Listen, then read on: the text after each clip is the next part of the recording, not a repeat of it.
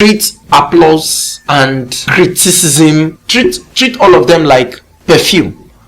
Yeah. No matter how good a perfume is, you spray it externally. You don't drink it. No matter how good the perfume is, no matter how good.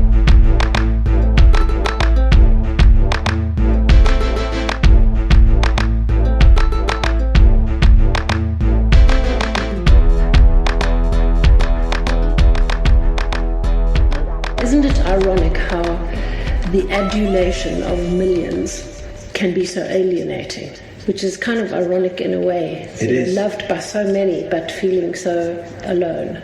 Because there's no intimacy. There's no intimacy. And for them, you aren't a person. You become an object of their fantasies, of their projections, of their idealizations. You aren't really a person.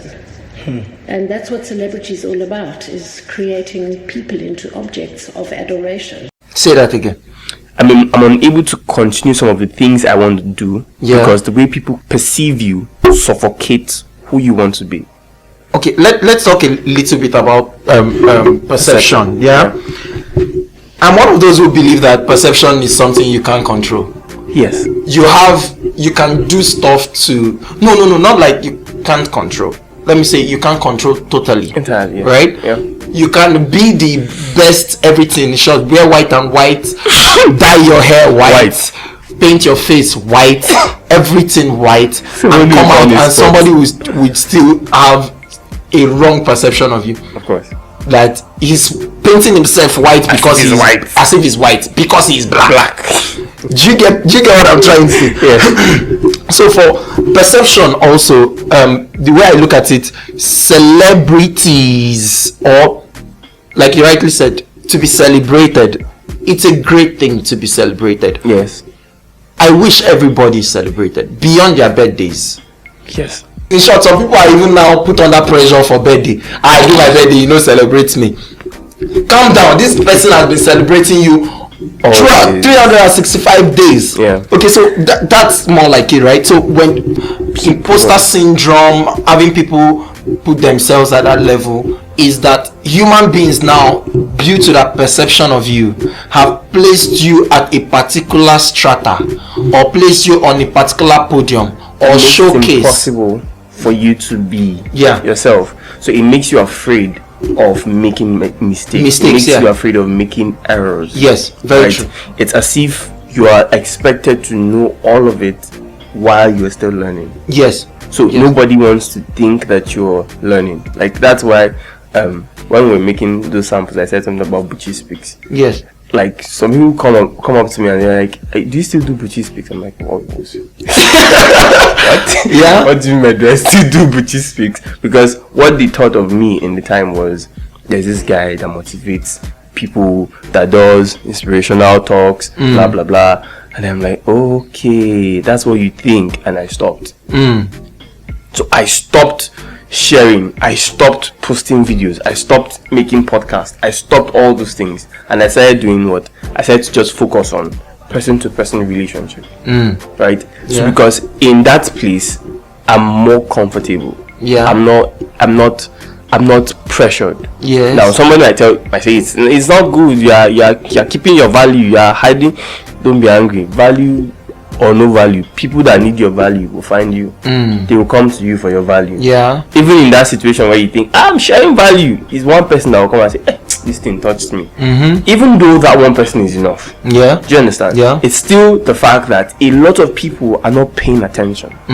Right? Those that need your value would come for you. Yes. Do you understand? So it's really understanding that in your humanity, you have to be yourself. Now, yes, being yourself here is be vulnerable, right? Don't be vulnerable. Just let it be. Yeah. Right. Just let it be. Nobody needs to post a picture about you. Right.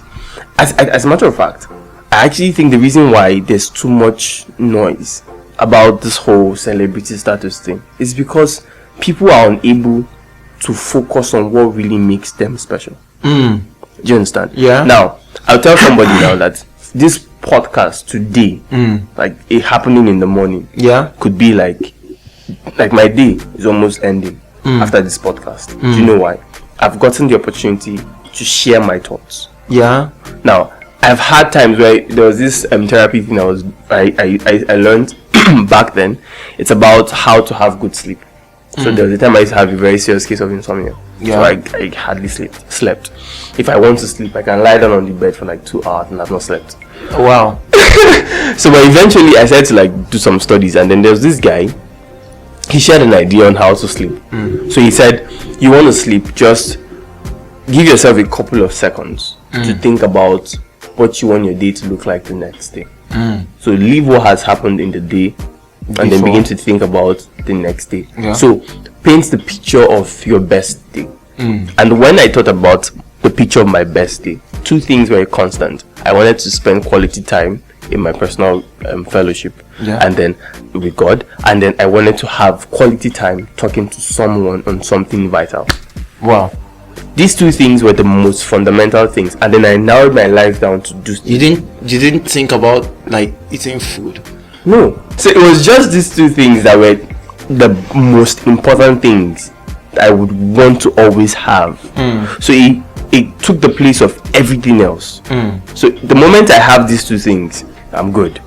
You're good, right? I'm good. So if you want to just want to amplify it, just carry me, put me on the stage. I'll talk. I'll calm down, because now I know at the barest minimum. I already understand it at the barest minimum. Yeah. So if you take me to the amplified stages, it's Great. still the same thing. If you don't take me there, it's still the same thing. So I'm not looking for the highs. I'm okay with the lows. Now somebody might think of it as maybe what's called mediocrity, blah, blah, But blah. what's low to you may be high to somebody. I've had like my what do people call low? So back to what I was trying to say. I told my friend, I said I wanted to live a brilliant and impactful life, but I still want to walk on the streets in the evening on my shorts and have a conversation with everybody or anybody I can find. Do you understand?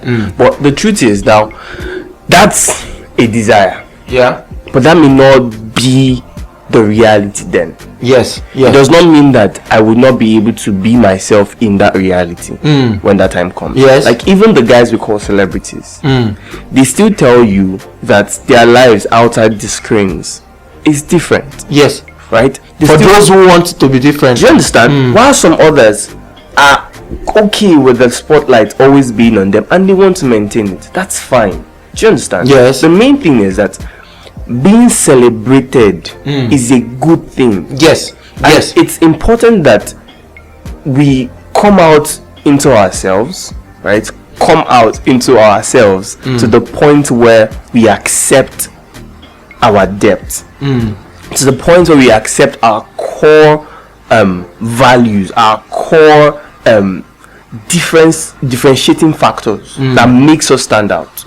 When we accept that reality about who we are, it will be easy for people to celebrate you, and people will celebrate you even without you demanding it. They will celebrate you from a genuine perspective, or from a genuine place. It's going to be actual celebration. When somebody sees you, they're excited because they know the value that your presence comes with. Do you understand? That's the celebration, right? And every human being has that in them. I tell people that God is an ingenious creator, and in everything he did, he never made a replica.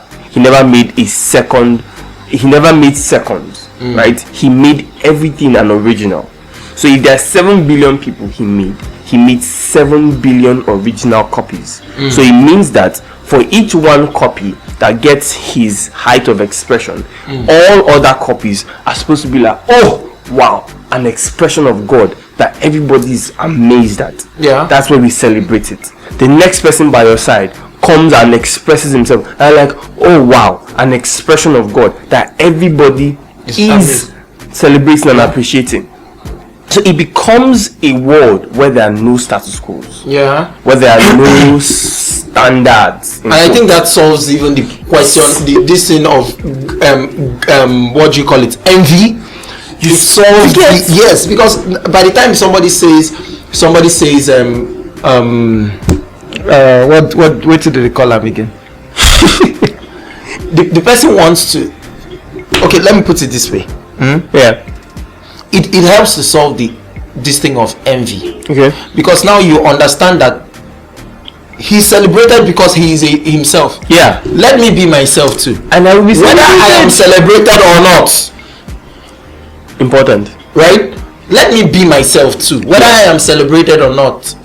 The most important thing is that I am not losing myself to being celebrated. Exactly. You get, so if people put you on a pedal stone, or they put you on a on a platform, or they have this perception about you, well, that is true, right? To them, originality and level of comfort that I have in being myself. Yes. Right? And that in being myself helps me to, in a very great way, demand for the respect that is due me. Yeah. Right? And not feel bad when it doesn't come. Because at the end of the day, it's not the respect that validates. It's not yes. Whoever I feel insulted me means that I value that person's opinion. Of course. Do you get me? Yeah. So if I don't value your opinion and you insult me, then there's nothing about I don't value your opinion. So at any point in time when I give someone the license to feel like they insulted me, yeah, then I value the person's opinion. So but why would I want to value someone's opinion that I don't think is at that level where I should value your opinion? Yeah. I could respect you as a person even if you insulted me, but I don't need to value your opinion. Your opinion is your opinion. Your opinion is your opinion. Yeah. Do you get me? Yeah. So I think more has to go into this. Back in school, I had this challenge. The challenge was that I loved excellence, right? I loved first class. First class was good. Till date, I still think I am a first class. In short, if you are listening to this, you know I'm a first class material. Do you understand? So, but that realization didn't come to me. Yeah. But there was somebody who helped me with that realization. His name is Anthony Okoye, very, very great friend of mine, right? Like subroutine. So that night, I can remember very well in the lodge at 121 Onuyi, right? Wow. And guess what? I sat down, dark room. I said, Tony, I want to leave this course because I know now that I'm not coming out with more like that excellent grade. Yeah. I want to leave this course and come back. Write jam again. Start again. Come back, start again, smash all the courses. And Tony asked me like I think 3 questions majorly. He said, first thing is, why do you want to do that? Is it that you want to prove a point to yourself or you want to prove a point to people? And I told Tony, well, the degree is for people. The degree is not necessary for me. If I have the degree, I will know the degree and I can just dump it. Yeah. But it is people that will ask me, what did you graduate with? What course did you study? Yeah. Is it BSc? Is it whatever? Yeah. It's people, right? So to be honest, yes, it's going to be there for people, but it's more for me. Okay. It's a validation for me. And he said, why do you need a validation for you when you are here and you can validate it yourself? Why do you need to eject from school now, go and write jam again, or step down your course to first year and start again just to validate yourself? I was like, okay. Then he asked me another question. So what if, remember STP now, standard temperature and pressure, the experiences you've had so far came all together as part of the factors that made you not to maybe come out with the first class, right? What if you go back and then another new experiences come up that doesn't make you, what if you don't achieve that again? Would you go back again 3-4 years and say I want to validate myself again? I want to do it again to make sure that he said no, you don't need to do that. You are just fine the way that you are. Get it done and get it going. And by the way, this person that we're talking, he was the best graduating of my set. Massive. Do you understand? He was the best graduating student of my set. So, and a very great friend and roommate of mine as at then, right? Tony, this shout out to you. So the thing is this, right? People's expectations, people's even some people's desire. Because I can remember also, if we're talking about this thing and imposter syndrome and etc., your parents had desires for you. They project most of those desires. to you, and for you. You. Do you understand? Yes. And you forget that you are the one who is actually going to live this life, right? Yes. You are the one who is actually going to live this life. So sometimes, aside for security concerns, of course, I love people who are at this status that I envy and I respect so much, and at the end of the day, they just come down to normal people, not being normal people, because we all are actually normal people. We may function at different graces, different capacities, different levels, we're just normal, but we are just normal people. Exactly. I thought of that. That was more or less one of the biggest lessons I've learned this year. The importance of being normal, being what we call ordinary, right? So because how we've left, like I tell you, the mundane is where the joy is. The mundane is where life actually is. So you hear people say things like, okay, I was lying on my deathbed and my life flashed before my eyes. I'm like, crazy. What's your life flashing? Right? So in their heads, the most things you hear people say is how they had regrets. And everything they regret has to do with the mundane. How they could have spent more time with their family, how they would have spent more time with the children, with their friends, how they should have played more, how they should have loved more recklessly, how they should have lived more, how they should have laughed even more. Right? Because I like to laugh. The best things in our life we don't even want to share. So the things we want to share are the highlights. So what's the point? I get you. So it's really just breathing. Farabalẹ̀, that's right. Farabalẹ̀. Just let it be. Just enjoy the beauty of the moment. Don't get too attached to the future and the past that you lose track or you lose sight of what you have before you. Let's talk about expectations from people. Better. Okay, we've talked about this other side, right? Let's talk about the side of people's entitlement, this very wrong sense of entitlement towards celebrities. People should help. People should help ourselves. We should help ourselves. Come on, that you sent a message to somebody does not mean the person must reply you immediately. The normal crush you have in your class have not replied you. Now celebrities that have 200,000 followers will now reply you. Exactly. The person may have been bombarded with 15 messages, or let's say bombarded with, and maybe the person posted on has 2,000 followers. At least they should be having at least 1,000 messages per day. That's extreme. Okay, but I'm just trying to create an instance, right? If the person has 50 messages, and he replies to each message using one minute to reply, and hope that the message doesn't also say and you know that and you, and then you now reply and you too. And if the person replies one minute for 50 messages, and you, that is, and the and you that's after it, that's 60 minutes. That's 1 hour of the person's life per day gone, and you are in that list. And then you think he should just be giving you 1 hour every day, so that do you understand? So that he will be a good celebrity. Sometimes, yes, some people say, but that's what they signed up for. No, that's not what they signed up. No. You decided to follow them. That's a lie. That's what they signed up for. Do you understand? They didn't sign up for that.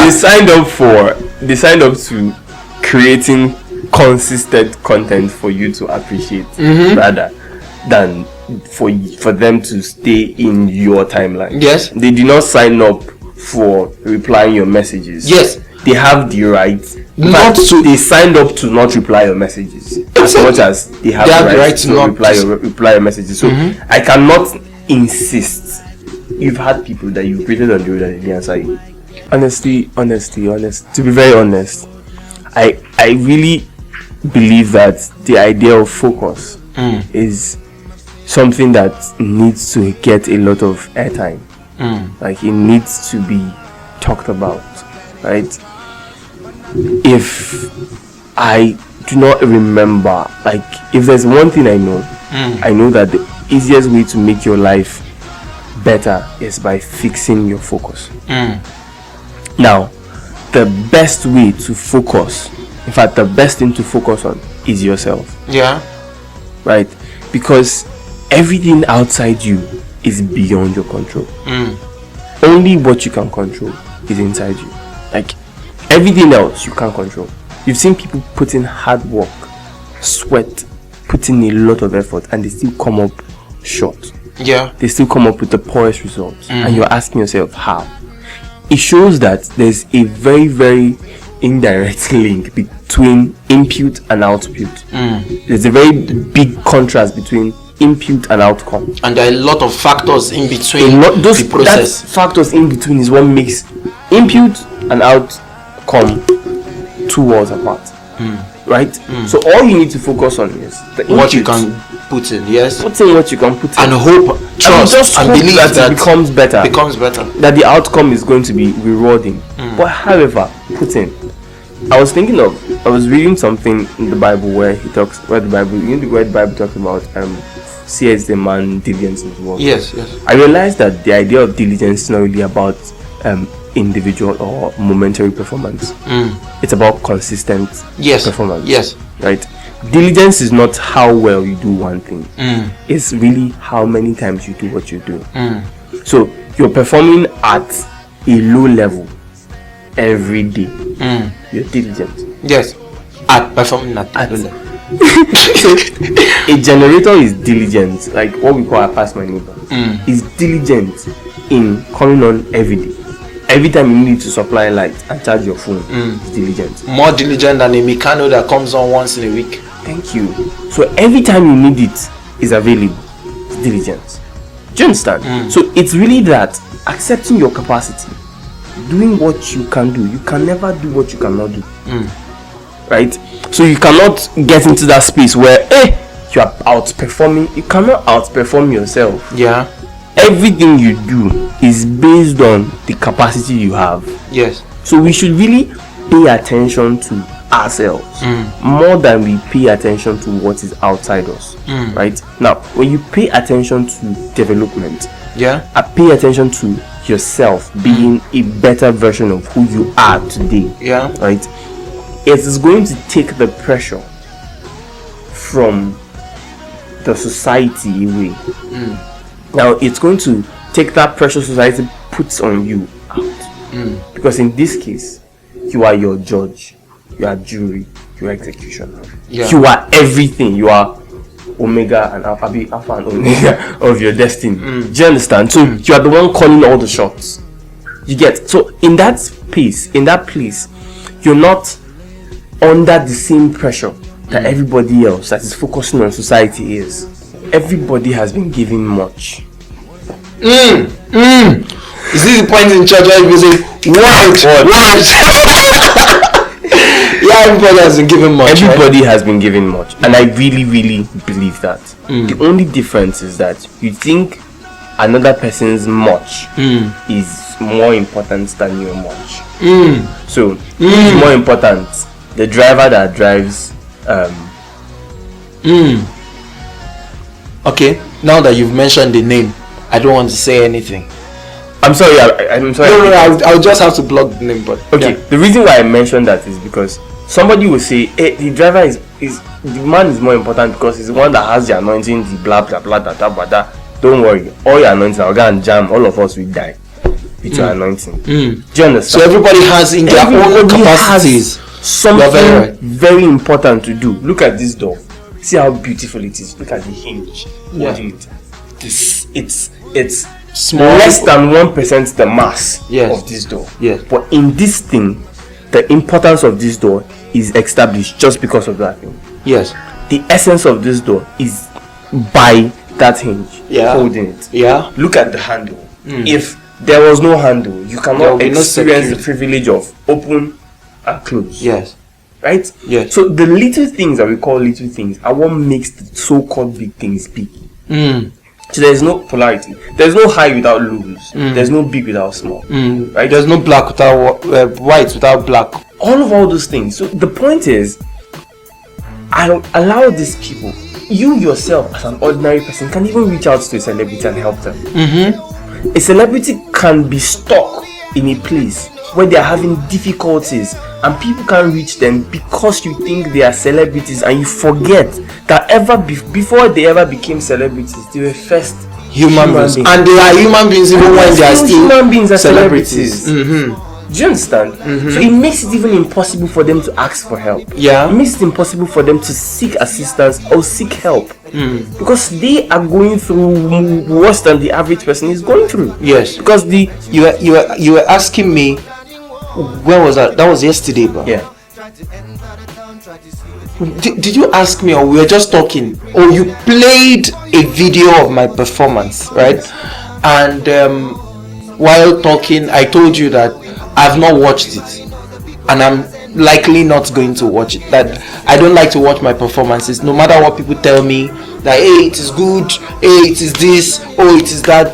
If I watch it, I begin to now critique myself, right? And I'm so terrible at critiquing. Terribly good. Let me put it that way. I'm so good at critiquing that I can critique myself, and I feel that moral responsibility to critique myself. Yeah.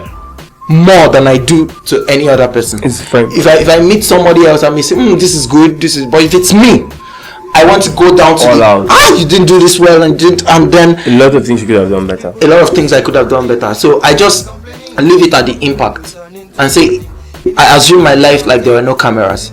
Say, okay, I've lived it. Is it a mistake? Yes, it's a mistake, definitely. And I will go on stage and I will make another mistake. Definitely. But I won't make the same. But I won't make the same mistake. You get. So yeah. I try as much as I can to also, and I think more people should eject themselves from the applauses of people. Yeah. Treat applause and criticism. Treat all of them like perfume. Yeah. No matter how good a perfume is, you spray it externally. You don't drink it. No matter how good the perfume is, no matter how good. Now this also happens for shit. No matter how smelly or this thing, if it touches its external, you can't. You don't drink it. Say this perfume is so good. Oh, this perfume is so good. You now drink it so that when you are sweating, you'll be sweating. You don't do that. You're gonna die. Do you understand my point? You're going to die. That's what people do. They drink the applause of people. They drink the. And they can't digest it. You can't digest it. You're going to die. The day you don't die. Do you understand what I'm saying? Yes. It becomes a new drug. It becomes a new drug. You're looking for high points in your life. You're looking for high points, but it's not supposed to be. You get? It's not supposed to be. So, ladies and gentlemen. Thank you so much for being part of this conversation, right? The GrandFather podcast, we're back. If you feel like you like the conversation, you can subscribe. If you don't like the conversation, well, tell somebody you don't like it. And then they'll go and find out why you don't like it. Alright, thank you so much, right? And have a wonderful day ahead or year ahead, depending on when you listen to this. Depending on when next year. Yes. But no matter how long you live, you cannot learn it all. You can only do your best because you know go feed do all. So if you want to criticize me, talk small, cause you know only pass my brother.